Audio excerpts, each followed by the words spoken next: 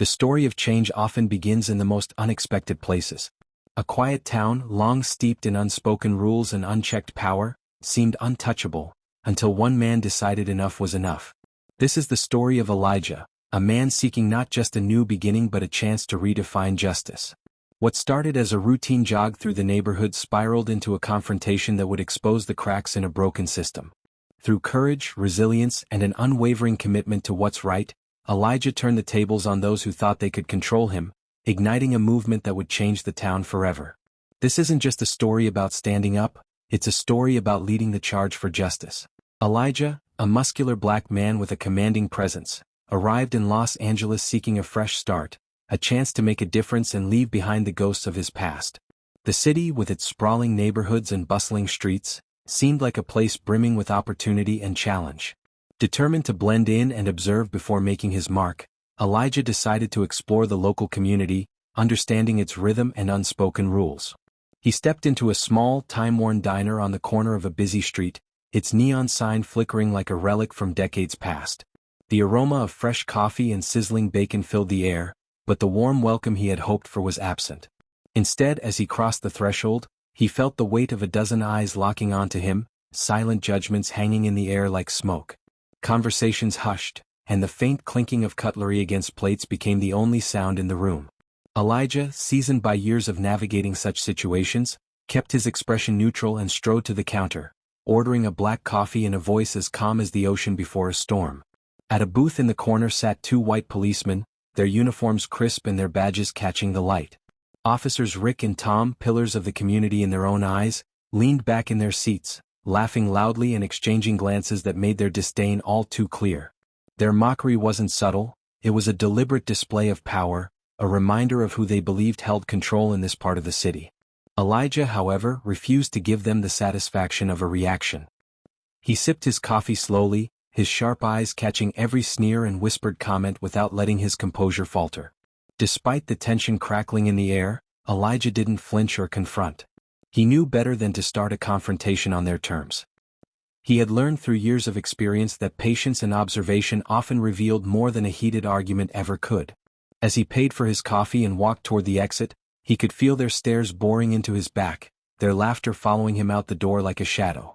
Elijah's instincts, honed by a lifetime of overcoming challenges, told him that this was no ordinary town. There was a history here, one written in glances, laughter, and unspoken rules meant to keep outsiders in their place. But Elijah was not one to be deterred. What they didn't know, what they couldn't possibly anticipate, was that he wasn't just another passerby. Elijah was here to lead, to bring order and justice to a community that clearly needed both. For now, though, he kept that truth to himself, letting the town reveal its secrets as he prepared for the battles ahead. The following morning, as the first rays of sunlight spilled over the Los Angeles skyline, Elijah laced up his running shoes and set out for a jog through the neighborhood. The streets were quiet, the early hour lending a rare sense of peace to the usually bustling area. Elijah took deep breaths, allowing the crisp morning air to fill his lungs, each step rhythmically hitting the pavement as he let his mind wander, observing his surroundings. The neighborhood was an eclectic mix of old and new, with quaint homes standing alongside modern apartment complexes. It was the kind of place that held stories in every corner, stories Elijah was determined to uncover in time. For now, he focused on the steady rhythm of his run, using it as a way to clear his head and prepare for the challenges ahead. But the calm didn't last long. Just as he rounded a corner onto a quieter street lined with parked cars and aging lampposts, the low rumble of an engine broke the morning silence. A patrol car crept up beside him, its presence impossible to ignore. Elijah didn't need to glance over to know who it was. The familiar smirks and mocking voices confirmed it. Officers Rick and Tom were back. The car slowed to match his pace and Rick leaned out of the passenger side window, his grin as smug as ever. "Hey runner," he called, his tone dripping with mockery. "You lost, or is this just your way of trespassing?" Elijah kept his focus forward, refusing to let their words rattle him. He slowed his pace slightly, enough to acknowledge their presence without appearing rattled. Tom, the bulkier of the two, added his own jeering comment from behind the wheel. "Strange seeing someone like you around here. You sure you're welcome in this part of town?" His voice carried a condescending lilt, as if the question wasn't rhetorical but a challenge, daring Elijah to respond. Elijah slowed to a stop, standing tall and steady as he turned to face them. His expression remained calm, almost detached as he replied, "Just going for a run. Pretty sure that's still allowed around here, isn't it?" His tone was measured, his words deliberate, a reminder that he wasn't intimidated no matter how hard they tried to provoke him. Rick's smirk widened, his eyes glinting with a mix of amusement and malice. "Allowed, maybe," he said, stepping out of the car and leaning against the door. "But strangers don't exactly get the warmest welcome here. You'd know that if you belonged." Before Elijah could respond, Rick moved closer, his demeanor shifting from taunting to invasive. Without a word, he reached toward Elijah, patting down his pockets in an act that was more about humiliation than any legitimate police procedure. Elijah stiffened but held his ground, his jaw tightening as Rick rummaged through his pockets, pulling out a scrap of plastic and holding it up like a trophy. Well, Rick sneered, waving the object in the air for Tom to see. "What do we have here? Looks suspicious to me. What do you think, Tom?" Tom chuckled from inside the car, shaking his head in mock disbelief. Elijah's gaze didn't waver, his steady demeanor a stark contrast to their over-the-top performance. He knew this was a game to them, a way to assert their dominance and humiliate him in the process. But he also knew that losing his composure would only feed their power trip. Instead, he took a deep breath, silently assessing the depth of their cruelty and the lengths they were willing to go.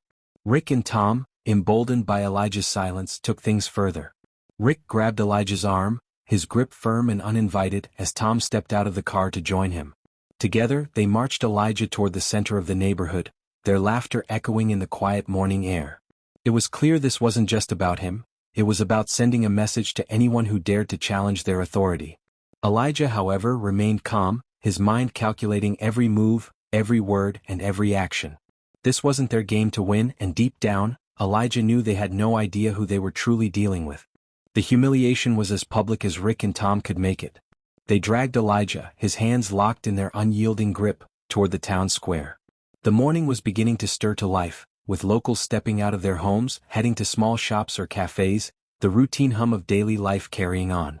But as Rick and Tom paraded Elijah through the streets, their exaggerated antics and loud jeers drew attention. People stopped in their tracks, curiosity flickering in their eyes. For some, it was a moment of entertainment. For others, it was a familiar scene that left them silently disapproving but hesitant to intervene. When they reached the town square, the heart of the community, Rick and Tom chose a lamppost, a tall, worn pillar that seemed almost symbolic of outdated practices, and forced Elijah against it. Their voices rang out in theatrical tones, their mocking laughter echoing against the old brick buildings. "Ladies and gentlemen," Rick called out, spreading his arms as if addressing an audience at a circus. "Behold, the mysterious stranger who thinks he can just stroll into our town without learning the rules." Tom joined in, tying Elijah's hands behind the post with exaggerated gestures, as if the act itself were a performance. "Oh, he's got some secrets," Tom said with a smirk. "Bet he's hiding something, don't you think, Rick?" They turned to the gathering crowd, their faces lighting up as more phones appeared, their cameras raised to record the spectacle. Elijah stood tall, his muscular frame unyielding even as the ropes bit into his wrists. His eyes swept over the crowd, locking with the hesitant glances of bystanders who quickly looked away. Some people chuckled nervously, unsure whether to laugh or remain silent, while others seemed genuinely uneasy. A few murmured among themselves, but none stepped forward to challenge the officers. The unspoken rule of the town was clear: Rick and Tom were in charge, and questioning them came at a cost. Despite the degradation, Elijah's face remained calm, his expression resolute. There was no fear, no anger that they could use against him. This wasn't the reaction Rick and Tom had expected, and it irritated them. They doubled down, hurling insults and laughing louder, trying to provoke him into breaking his composure. But Elijah refused to give them what they wanted. Each taunt, each jeer rolled off him like water, his silence more powerful than any retort. What the two officers failed to realize in their arrogance was that their act was being captured from every angle. The cameras of the townsfolk told a story they didn't intend, a story of abuse, cruelty, and a broken system. The videos, raw and unfiltered, began to spread almost immediately. Social media lit up with posts about the scene, each one sparking debates and outrage from people far beyond the town's borders. Comments flooded in, questioning the morality of the officers and the complicity of the bystanders. "What's happening here?" one user asked, sharing the video. "This isn't justice, this is a disgrace." As the videos gained traction, local news outlets began picking up the story. Journalists, hungry for a sensational scoop, descended upon the town square. They interviewed anyone willing to speak, from curious onlookers to shop owners who had seen Rick and Tom's behavior before. The narrative began to shift, and the town's dirty secrets started to unravel. The officers had intended this as a display of dominance, a way to cement their control, but instead, they had exposed themselves to the scrutiny of the world. Elijah, though still bound to the post, could feel the tides turning. His calm demeanor wasn't just a shield, it was a strategy. He knew this was bigger than him, that this moment wasn't just about his humiliation but about exposing the rot within the system. And as he stood there, unyielding in the face of their cruelty, he felt the weight of justice beginning to tip in his favor. Rick and Tom, oblivious to the storm they had unleashed, continued their twisted show, unaware that their reckoning was only a matter of time. The morning after the humiliating spectacle in the town square, the atmosphere in the police station was one of routine indifference. Officers shuffled papers, sipped coffee, and exchanged idle chatter about the day ahead. Rick and Tom, however, carried an air of smug confidence. The events of the previous day had only bolstered their egos, reinforcing their belief that they controlled the town and its people. They were untouchable, or so they thought. The heavy wooden doors of the station swung open, and in walked Elijah. But this time he wasn't the silent outsider in casual clothes. He was a figure of authority, dressed in the crisp, immaculate uniform of the chief of police. His badge gleamed under the fluorescent lights, and the room seemed to grow quieter with every step he took. Conversations faltered, coffee cups were set down, and heads turned, eyes widening as realization dawned. Rick and Tom, seated casually at their desks, froze mid-laugh as they saw Elijah standing in the doorway. The color drained from their faces, their smirks replaced by expressions of disbelief and mounting panic. They glanced at each other as if silently asking, could this really be happening? Elijah walked forward with measured steps, his presence commanding the room. His gaze never wavered, locking onto Rick and Tom with an intensity that left no room for doubt. The other officers, sensing the tension, began to gather around, the usual hum of the precinct replaced by a heavy, expectant silence. Stopping in the center of the room, Elijah stood tall, his voice calm but firm. "Gentlemen," he began, addressing Rick and Tom directly, "we have a situation that needs immediate attention. And the two of you are right in the middle of it." He reached into his pocket and pulled out his phone, tapping the screen to play a video. The footage from the previous day filled the room, the mocking laughter, the jeers, the degrading spectacle they had orchestrated in the town square. Every detail was there, captured from multiple angles by the townsfolk. The audio was clear, the faces unmistakable. The room was silent except for the sound of the video, each second dragging like an eternity for Rick and Tom. When the video ended, Elijah looked up, his piercing gaze fixed on the two officers. "This," he said, his voice cutting through the heavy air, "is what went down yesterday. This is what you thought was acceptable behavior while wearing that badge. This is what you brought upon this department and this community." Rick, desperate to regain control of the situation, stood abruptly, his chair scraping against the floor. "Chief, it's not what it looks like," he began, his tone defensive. "This is just how things work around here. It's tradition. A little fun to keep people in line." Elijah raised an eyebrow, his expression unyielding. "Tradition?" he repeated, his voice laced with quiet disdain. "So, you're telling me that public humiliation is a tradition? That mocking and degrading someone is how you maintain order?" Rick's confidence wavered, but he pressed on, gesturing toward the other officers as if seeking support. "It's harmless. Nobody gets hurt. It's just the way things have always been." Elijah took a step closer, his tone firm and unwavering. "Let me make one thing very clear," he said, his voice echoing through the room. "Respect isn't optional. It's the foundation of this badge. Without it, this isn't law enforcement, it's tyranny." Tom, who had remained silent until now, tried to speak, but Elijah silenced him with a sharp glance. "You've embarrassed this department, this town, and yourselves. You've turned the badge into a symbol of fear instead of trust. And you've done it under the guise of tradition." Elijah turned to address the entire room, his voice carrying the weight of authority and conviction. "This stops now. From this moment forward, there will be zero tolerance for behavior that disrespects or undermines the people we serve. If you cannot uphold the values of this badge, you have no place here." The room was silent, the weight of Elijah's words hanging heavy in the air.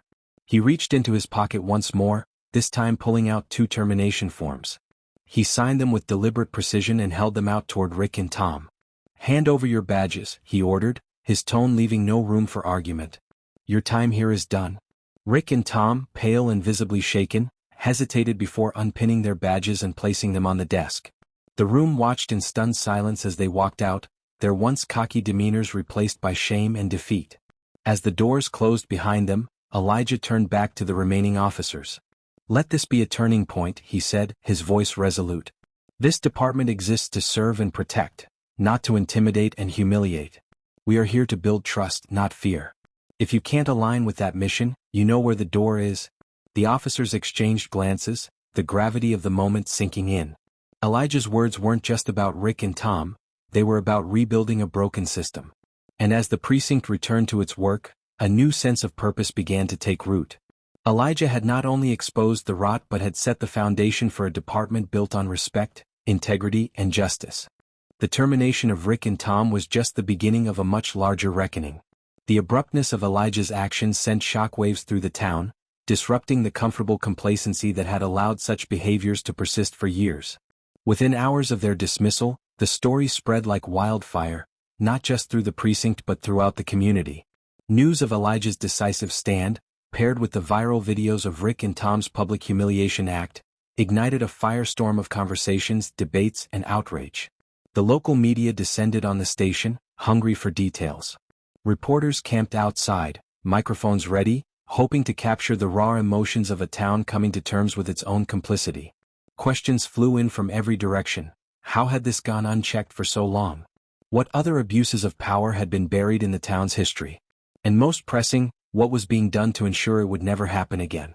The answers began to emerge as Elijah, true to his word, launched an internal investigation into the department's practices. He ordered a full audit of past complaints, arrests, and disciplinary actions, or lack thereof. It didn't take long for troubling patterns to surface. Case files revealed a history of unchecked misconduct, particularly involving Rick and Tom. Stories of intimidation, discrimination, and even false arrests began pouring in as residents, emboldened by Elijah's stance, stepped forward to share their experiences. The community, once hesitant to challenge the status quo, found a voice. Town hall meetings overflowed with people demanding accountability not just from the police department but from local leaders who had turned a blind eye for far too long. Signs reading "Justice for All" and "Accountability Now" dotted the town square as marches and peaceful demonstrations became a daily occurrence. What had started as outrage at Rick and Tom's actions had transformed into a broader call for systemic change. Meanwhile, the legal system took notice. The district attorney's office announced a formal investigation into Rick and Tom, reviewing their actions for potential criminal charges. Evidence of coercion, wrongful detentions, and abuse of power began to stack up, painting a grim picture of their tenure. Rick and Tom, once confident in their untouchable status, found themselves facing a slew of charges that carried heavy consequences. Their fall from grace was swift and public, a stark warning to others who might have considered following in their footsteps. Elijah, however, didn't stop with accountability. Recognizing the need for lasting change, he turned his attention to rebuilding the department from the ground up. He instituted mandatory training sessions on ethics, cultural sensitivity, and community engagement. He implemented an open-door policy, encouraging residents to voice concerns directly and promising transparency in handling complaints. He also prioritized diversifying the department, recruiting officers from a range of backgrounds to better reflect the community they served. Trust-building initiatives, such as regular town halls and community service projects, became staples of the department's new approach. Elijah's leadership wasn't just about enforcing the law, it was about creating a partnership between the police and the people. As these reforms took root, the town began to change. The fear and mistrust that had festered for years gave way to a cautious optimism. Residents who had once avoided interactions with law enforcement started to engage, testing the waters of this new era. Slowly but surely, walls came down, replaced by a sense of shared purpose. By the time the dust began to settle, the town was almost unrecognizable. What had once been a community divided by silence and fear was now united in its pursuit of justice and equality. The fallout from Rick and Tom's actions had exposed deep wounds, but under Elijah's leadership, those wounds began to heal. In the end, Elijah's actions became more than just a story of accountability, they became a blueprint for change. The town, though scarred by its past, stood as a testament to the power of courage and determination. And as Elijah looked out over the bustling streets, now filled with a sense of hope, he knew this was only the beginning. True justice wasn't a destination but a journey, one he was determined to lead every step of the way.